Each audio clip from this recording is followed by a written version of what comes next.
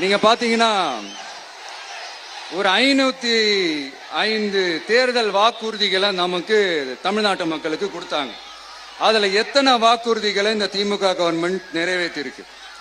முக்காவாசி வாக்குறுதிகளை கூட நிறைவேற்றாம எல்லாத்தையும் நிறைவேற்றிட்டோம் இப்படி கொஞ்சம் கூட மனசாட்சியே இல்லாம இப்படி கதை விடுறீங்களே மைடியர்.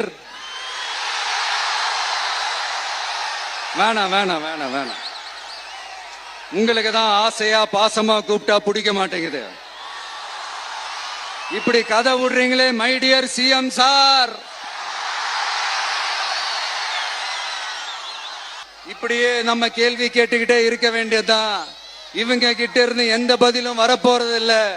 ஏன்னா இருந்தாதானே.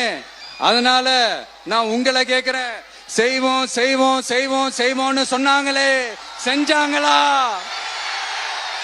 சத்தமா சத்தமா மைடியர்.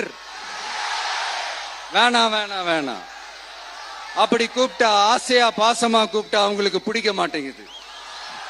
அதனால கேக்குதா மைடியர் சிஎம் சார்? அவங்க பண்றது துரோகம்னா நீங்க பண்றது நம்பிக்கை மோசடி.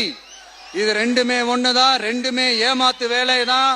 இது ரெண்டுமே ஜனநாயக குற்றம் தான். இப்படி ஏமாத்துறதுல இவங்க ரெண்டு பேருமே ஒரே வகைரா தான்.